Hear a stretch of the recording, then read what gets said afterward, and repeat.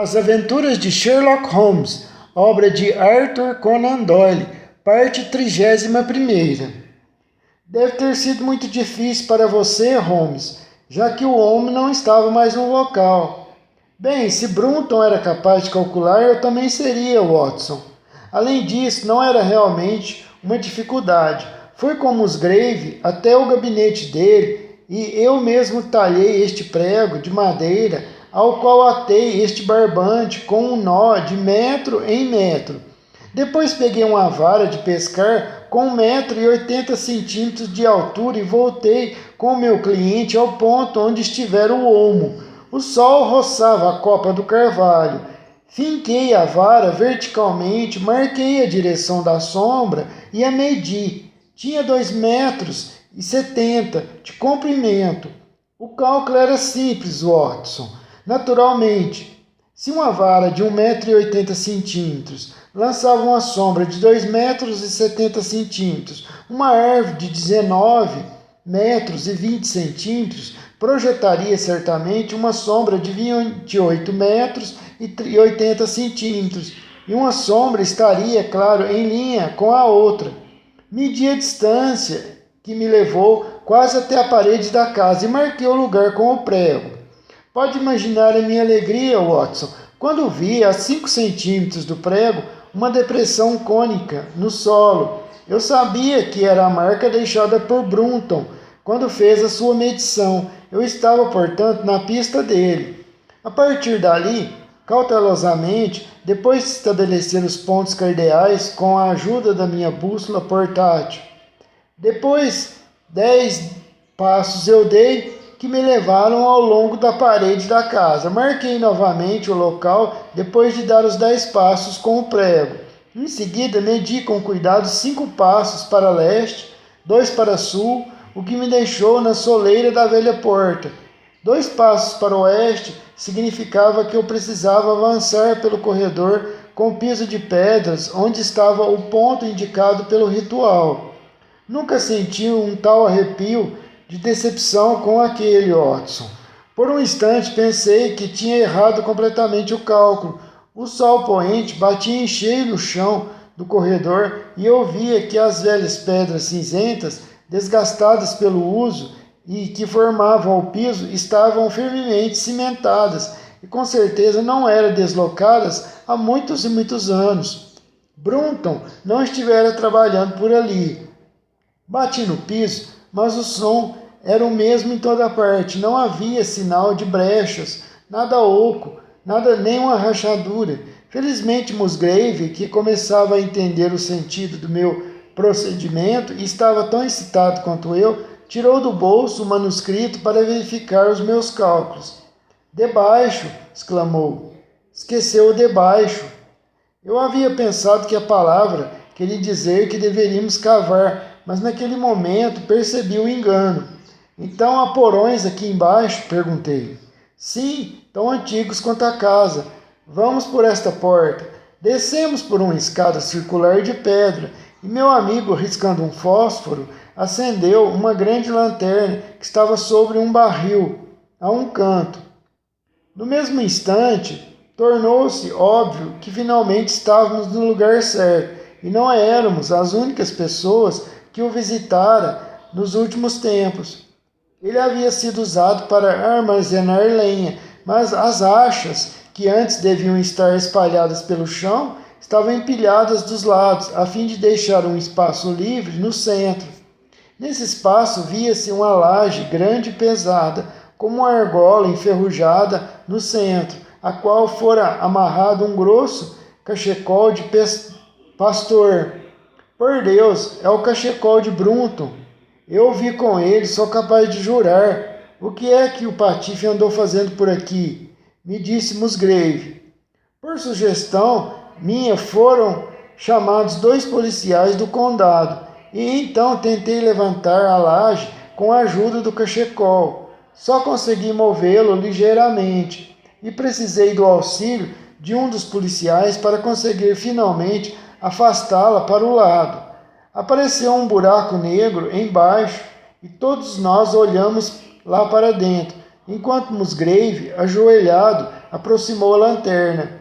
Uma pequena câmara, Watson, com cerca de 2 metros de profundidade e 1,20 m de largura, seguiu diante de nós.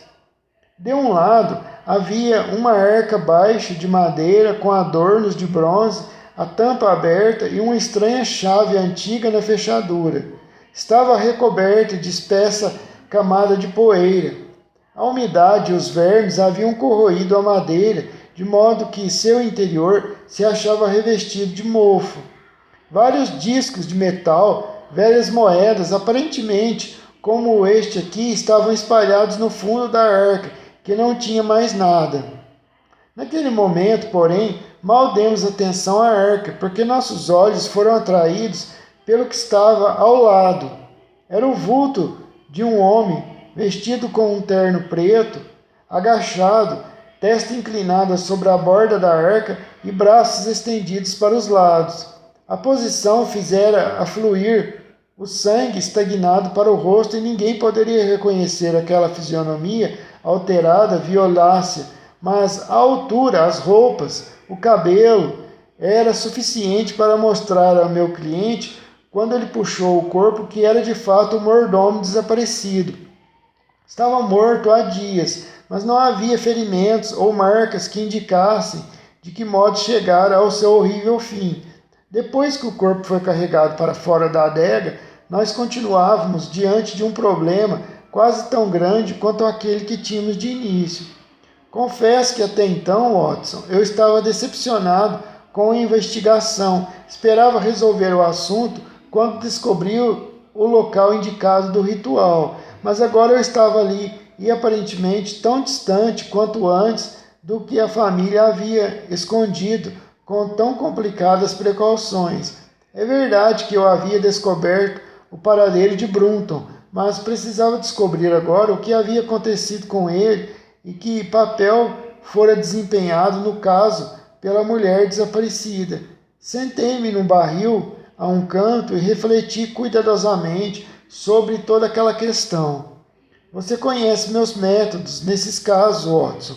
Coloquei-me no lugar do homem e depois de avaliar sua inteligência, tentei imaginar o que teria acontecido nas mesmas circunstâncias. A questão foi simplificada pelo fato de a inteligência de Brunton ser de primeira ordem, dispensando qualquer concessão para uma equação pessoal, como dizem os astrônomos. Ele sabia que algo valioso fora escondido e localizara o esconderijo. Havia descoberto que a laje que o cobria era pesada demais para ser erguida por só uma pessoa. O que ele faria então? Não podia pedir ajuda de fora, ainda que fosse alguém de confiança, sem abrir portas e correr um risco considerável de ser surpreendido.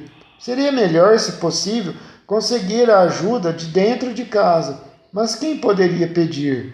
A moça fora apaixonada por ele. Um homem sempre acha difícil compreender que finalmente perdeu o amor de uma mulher, por pior que a tenha tratado. Ele trataria com algumas gentilezas, fazer as pazes com a moça, Howes, e em seguida ele a aliciaria como cúmplice. Juntos iriam até o local do porão e conseguiriam erguer a laje. Mas a quem poderia pedir ajuda? A moça fora apaixonada por ele. Um homem sempre acha difícil compreender que finalmente perdeu o amor de uma mulher, por pior que a tenha tratado. Ele trataria com algumas gentilezas, fazer as pazes com a moça Owens e em seguida a aliciaria como cúmplice. Juntos iriam à noite ao porão e conseguiriam erguer a laje. Até aí eu era capaz de acompanhar suas ações como se as tivesse testemunhado. Mas para 2 pessoas, uma delas, mulher, deve ter sido um trabalho difícil erguer aquela laje. Um robusto policial de Sussex e eu não havíamos achado fácil a tarefa. O que fariam para facilitá-la? Provavelmente o que eu mesmo teria feito. Levantei-me e examinei cuidadosamente os pedaços de madeira espalhados pelo chão. Quase na mesma hora encontrei o que estava procurando. Uma tora com cerca de 90 centímetros de comprimento apresentava uma extremidade, uma marca acentuada, e várias outras estavam achatadas dos lados, como se tivessem sido comprimidos por um grande peso. Evidentemente, à medida que erguiam a laje, iam colocando pedaços de madeira nas brechas, até que finalmente, quando a abertura já estava suficientemente grande para permitir a passagem, mantiveram-na assim com um pedaço de madeira colocado de traves e que poderia muito bem ter ficado marcado na parte inferior, já que todo o peso da laje o comprimiria contra a borda oposta. Até então eu me achava em terreno seguro. Mas como reconstituir o drama acontecido? Era claro que apenas uma pessoa podia introduzir-se na câmara, e essa pessoa seria Brunton. A moça devia ter esperado em cima. O mordomo abriu a arca, passou para ela o conteúdo, provavelmente valioso, já que a arca estava vazia. E depois, o que teria acontecido, Watson? Que explosão de vingança havia eclodido subitamente na alma daquela apaixonada mulher celta ao ver à sua mercê o homem que a tinha humilhado e repudiado, e talvez mais profundamente do que suspeitávamos. O pedaço de madeira teria rolado por acaso e deixado Brunton preso no lugar que se transformou na sua sepultura. Ela era culpada apenas do silêncio em relação ao destino do mordomo, ou algum súbito golpe da sua mão teria atirado longe o apoio, fazendo com que a laje se fechasse. Fosse como fosse, tive a impressão de ver o vulto dessa mulher ainda segurando seu tesouro e fugindo desvairada pela escada circular com gritos abafados que deixava para trás vibrando nos seus ouvidos, juntamente com batidas frenéticas de mãos contra a laje de pedra que mataria por sufocação o seu amante infiel. Era este o segredo do rosto pálido, dos nervos abalados, das gargalhadas histéricas na manhã seguinte da mulher. Mas o que havia no cofre? O que ela teria feito com o conteúdo? Claro que deviam ser os fragmentos de metal e os calhaus que meu cliente havia retirado do lago. Ela os atirara na água na primeira oportunidade, a fim de apagar os últimos vestígios do seu crime. Durante cerca de 20 minutos, fiquei sentado, imóvel, pensando no caso. Musgrave continuava de pé, muito pálido, agitado, a lanterna na mão e olhando para dentro do buraco. São moedas de Carlos I, disse, examinando as poucas que ainda restavam no cofre. Como vê, Holmes, tínhamos razão ao fixar a data para o ritual. Talvez encontremos outra coisa de Carlos I, exclamei, quando de repente me ocorreu o provável significado das duas primeiras perguntas do ritual. Vamos examinar o conteúdo da sacola que foi pescada no lago. Subimos até o gabinete e Musgrave colocou diante de mim os fragmentos metálicos. Compreendi que ele devia tê-los considerado de pouca importância, já que o metal estava quase negro e as pedras totalmente sem brilho. Esfreguei uma delas na manga e ela cintilou na concavidade da minha mão. O trabalho de metal tinha a forma de um duplo anel, mas estava entortado, pendendo à forma original. É preciso ter em mente que o Partido Realista tinha prestígio na Inglaterra, mesmo após a morte do rei, e que, quando finalmente resolveram fugir, devem ter deixado enterrados muitos dos seus bens mais preciosos, com a intenção de voltar a recuperá-los em tempos mais tranquilos, observei. Meu antepassado, Sir Ralph Musgrave, era um destacado cavalheiro, o braço direito de Carlos II em suas viagens, disse meu amigo Musgrave. Verdade? Bem, creio que isso nos fornece o último elo do que precisávamos. Devo congratulá-lo por tomar posse, embora de modo um tanto trágico, de uma relíquia de grande valor intrínseco e de importância ainda maior como curiosidade histórica. Que relíquia? Ele perguntou espantado. Nada menos que a antiga coroa dos reis da Inglaterra. A coroa? Exatamente, Considere o que diz o ritual. O que ele diz? A quem pertenceu? Aquele que se foi. Isso ocorreu depois da execução de Carlos I. E depois, quem o terá? Aquele que virá, ou seja, Carlos II, cujo advento já estava previsto. Não pode haver dúvida de que este diadema amassado e disforme coroou a fronte dos reis Stuart. E como foi parar no lago? Esta é uma pergunta que levaremos algum tempo para responder. E esbocei para ele toda a longa cadeia de suposições e provas que eu havia elaborado. O crepúsculo havia baixado e a lua brilhava no céu quando terminei a narrativa. E por que Carlos II não recuperou a coroa quando voltou? Perguntou Musgrave, guardando a relíquia na sacola de linho. Você tocou num ponto que provavelmente jamais conseguiremos esclarecer.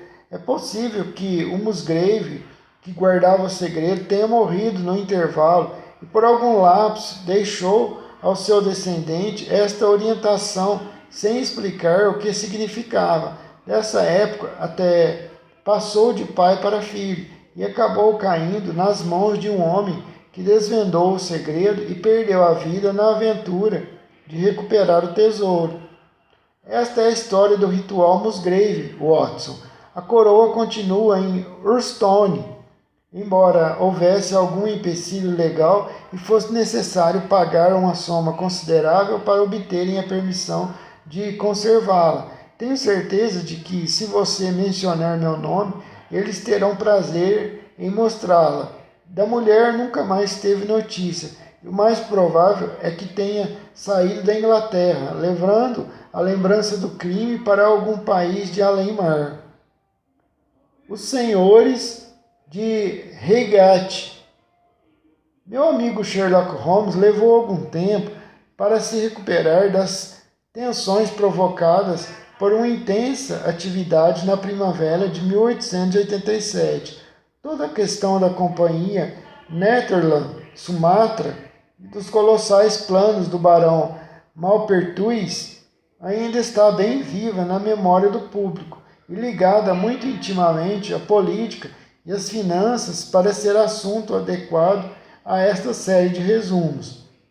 Mas o caso levou, de maneira indireta, a um problema singular e complexo, que proporcionou ao meu amigo uma oportunidade para demonstrar o valor de uma arma nova entre as muitas que ele manejava na sua eterna luta contra o crime.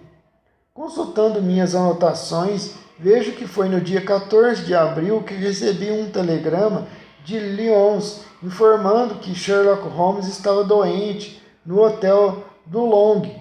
Em 24 horas eu estava ao lado dele e aliviado por saber que não havia nada de grave nos seus sintomas. Sua constituição férrea cedera sob as tensões de uma investigação que se prolongara por 2 meses.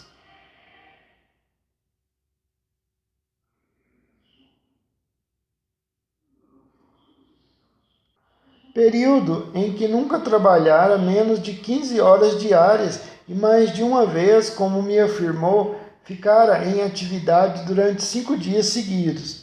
O resultado triunfal de seus esforços não o salvara da reação a um trabalho tão cansativo. Numa época em que a Europa inteira vibrava com o seu nome, ele tinha o quarto literalmente coberto de telegramas e congratulações. Encontrei-o mergulhado na mais profunda depressão. Nem mesmo o fato de saber que tivera êxito, onde a polícia de 3 países havia fracassado, e ter ludibriado em todos os sentidos o mais requintado vigarista da Europa, foram suficientes para arrancá-lo da prostração nervosa. 3 dias depois estávamos de volta a Baker Street, mas era evidente que meu amigo precisava de uma mudança. E a ideia de uma semana de primavera no campo também me parecia atraente. Meu velho amigo Coronel Hayter que estivera sob os meus cuidados profissionais no Afeganistão, havia alugado uma casa perto de Reigate, no Surrey, e frequentemente me convidava para visitá-lo. Na última vez, ele comentara que seu amigo quisesse me acompanhar. Se um amigo quisesse me acompanhar, ele teria prazer em oferecer-lhe sua hospitalidade. Foi necessário um pouco de diplomacia, mas quando Holmes compreendeu que nosso anfitrião era solteiro e que ele gozaria da mais ampla liberdade, concordou com os meus planos e uma semana depois de regressarmos de Lyons, estávamos na casa do coronel. Hayter era um velho e excelente militar que conhecia grande parte do mundo e descobriu em pouco tempo, como eu esperava, que ele e Holmes tinham muitas coisas em comum. Na noite da nossa chegada, estávamos na sala de armas do coronel, depois do jantar. Holmes estirado no sofá, enquanto Hayter e eu examinávamos a sua pequena coleção de armas de fogo. Vou levar uma dessas pistolas lá para cima, para o caso de haver algum alarme, disse ele de repente. Alarme? Exclamei. Sim, temos tido problemas nesta região ultimamente. O velho Acton, um dos magnatas do nosso condado, teve a casa arrombada na segunda-feira passada. Não houve grandes prejuízos, mas o sujeito continua à solta. Alguma pista? Perguntou Holmes, olhando para o coronel. Ainda não, mas o caso é insignificante, um crimezinho do interior, pequeno demais para sua atenção, Sr. Holmes. Depois desse grande caso internacional que o senhor solucionou. Holmes abanou a mão num gesto de modéstia ao ouvir o elogio, embora seu sorriso revelasse satisfação. Alguma característica interessante? Creio que não. Os ladrões vasculharam a biblioteca, mas este trabalho rendeu bem pouco. A sala inteira foi revirada, gavetas esvaziadas, prateleiras em desordem, e o resultado foi que desapareceram um volume de Homero, de Pope, 2 castiçais prateados, um peso de papéis de marfim, um pequeno barômetro de carvalho e um rolo de barbante. Que extraordinário conjunto de objetos! Exclamei. É evidente que os sujeitos agarraram tudo que puderam. Holmes grunhiu lá no sofá. A polícia do condado devia dar alguma importância ao caso, falou. Afinal, é óbvio que... Mas eu ergui o dedo no sinal de advertência. Você está aqui para descansar, meu amigo. Pelo amor de Deus, não se envolva em nossos problemas quando seus nervos estão em farrapos. Holmes deu de ombros, lançou ao coronel um olhar resignado e a conversa passou para outros temas menos perigosos. Toda a minha cautela profissional estava destinada a ir por água abaixo, porque na manhã seguinte o problema se impôs de tal maneira que foi impossível ignorá-lo, e nossa visita ao campo assumiu características imprevisíveis. Estávamos tomando o café da manhã, quando o mordomo do coronel irrompeu na sala, ignorando as conveniências. Soube da notícia, senhor, da última? Arquejou. Na casa dos Cunicangues, senhor. Roubo? É roubo? Exclamou o coronel, com a xícara de café suspensa no ar. Homicídio. O coronel assobiou. Meu Deus, quem foi assassinado? O juiz de paz ou o filho? Nenhum nem outro. Foi William, o cocheiro, abatido com um tiro, senhor, e não abriu mais a boca. Mas quem o matou? O ladrão, senhor. Saiu voando como uma bala e escapou. Tinha acabado de quebrar a janela da despensa quando William o surpreendeu no flagrante e morreu defendendo a propriedade do patrão. A que horas foi isso? Foi ontem à noite, senhor, por volta da meia-noite. Neste caso, iremos até lá mais tarde, disse o coronel, voltando tranquilamente à refeição. Um caso tão desagradável, acrescentou quando o mordomo saiu. O velho Cunningham é o morador mais importante da região e um excelente sujeito. Deve estar muito abalado, porque o criado trabalhava para ele há mais de 10 anos e era muito bom. Devem ser os mesmos bandidos que assaltaram a casa de Acton. e roubaram aquela estranha coleção de objetos, disse Holmes pensativo. Exatamente. Talvez seja a coisa mais simples do mundo, mas à primeira vista é meio estranho, não acham? Um bando de ladrões agindo no campo para variar o cenário de suas atividades.